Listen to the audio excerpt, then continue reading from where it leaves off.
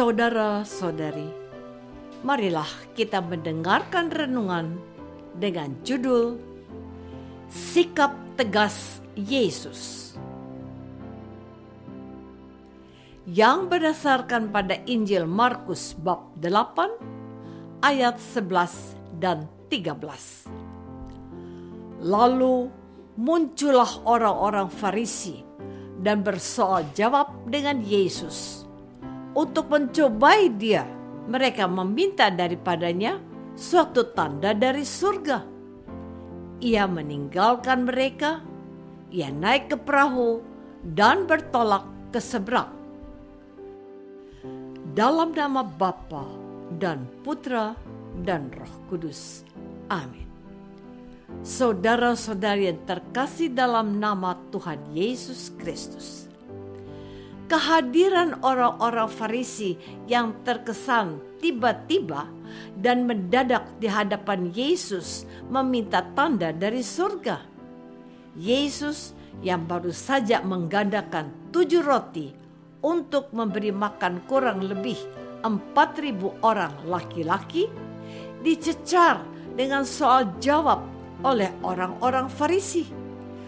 Tuhan Yesus memutuskan untuk tidak memberikan tanda apapun untuk mereka.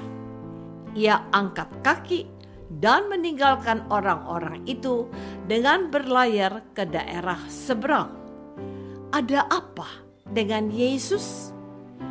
Injil mencatat bahwa Tuhan Yesus mengeluh pada sikap orang-orang Farisi itu.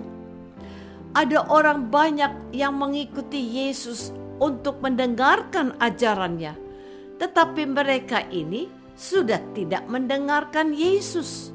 Mereka malah mencobai Yesus. Mereka meminta tanda dari surga.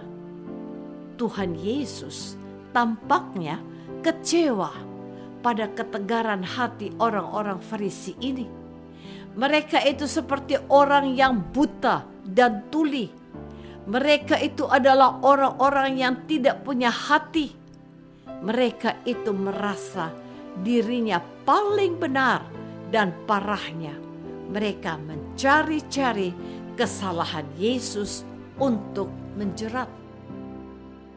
Saudara-saudari terkasih, ketika Tuhan Yesus menyadari motif tidak baik dari permintaan mereka agar Yesus memberi mereka tanda dari surga, Tuhan Yesus meninggalkan mereka.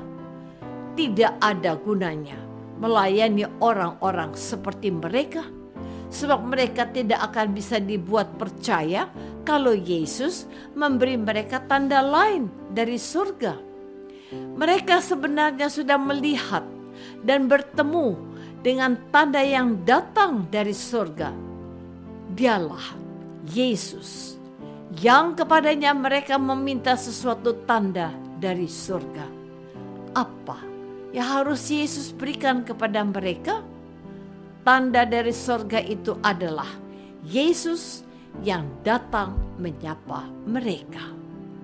Orang banyak mendengarkan Yesus, mengalami kebaikan dan mujizatnya, tetapi ada dengan orang-orang Farisi ini.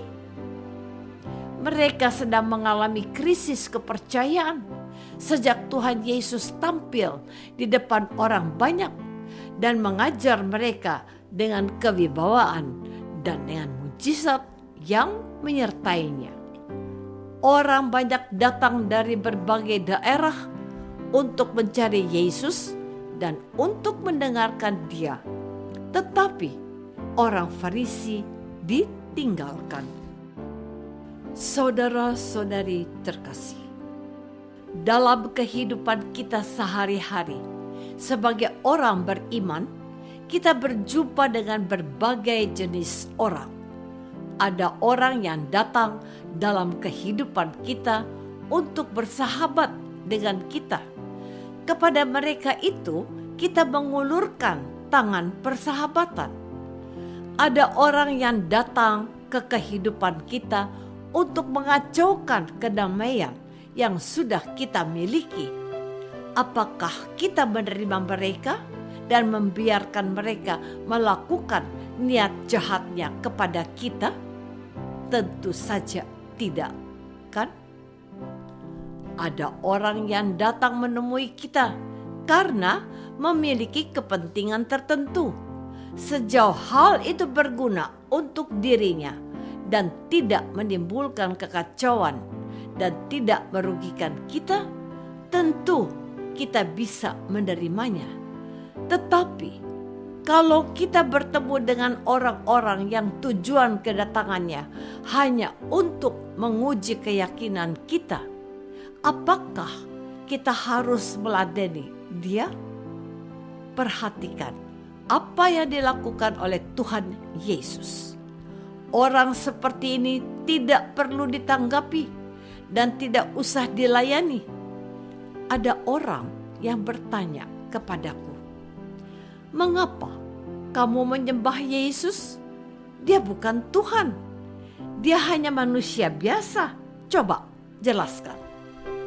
Kepada orang itu, saya juga bertindak seperti Yesus. Saya tinggalkan dia. Sebab tujuannya untuk menimbulkan permusuhan, bukan untuk menjalin silaturahmi atau persahabatan. Jadi, saya setuju dengan Tuhan Yesus. Jangan memberi jawaban kepada orang yang tidak benar dan tidak jujur dalam mencari kebenaran. Mereka hanya merepotkan saja. Saudara-saudari terkasih, apakah Tuhan Yesus tidak menginginkan orang-orang Farisi itu bertobat dan menerima Dia sebagai Mesias, utusan Allah yang turun dari surga? Tuhan Yesus memang datang ke dunia ini untuk menebus orang-orang yang berdosa. Tetapi kesalahan mereka yang terbesar adalah mereka merasa diri sudah benar. Mereka tidak punya rasa malu dan dengan mudah menyalah-nyalahkan orang lain. Mereka menyebut dirinya tidak sama dengan seorang pemungut cukai yang berdoa di tempat paling belakang dalam bait Allah. Dan kepada mereka, Tuhan Yesus sudah pernah berfirman, "Aku datang bukan untuk memanggil orang benar, tetapi orang berdosa, supaya mereka bertobat." Lukas bab 5 ayat 32. Mereka itu sudah bisa melihat dan mengetahui bahwa banyak orang mengagumi Yesus sebagai guru baru yang mempesona orang banyak. Tetapi orang-orang Farisi itu tidak mau menerima dia. Bahkan mereka mencobai dia untuk memberikan tanda dari surga. Mereka tidak sanggup melihat bahwa Yesuslah tanda yang sudah turun dari surga. Jadi, untuk orang-orang yang tidak benar dari dalam hatinya itu, seperti Yesus, kita lebih baik tidak melayani mereka. Mereka tidak memiliki itikat baik untuk mencari kebenaran. Mereka berusaha untuk mencari-cari kesalahan. Orang seperti itu lebih baik kita tinggalkan saja. Apakah aku sudah bertindak tegas mempertanggungjawabkan imanku pada Yesus? Marilah kita berdoa.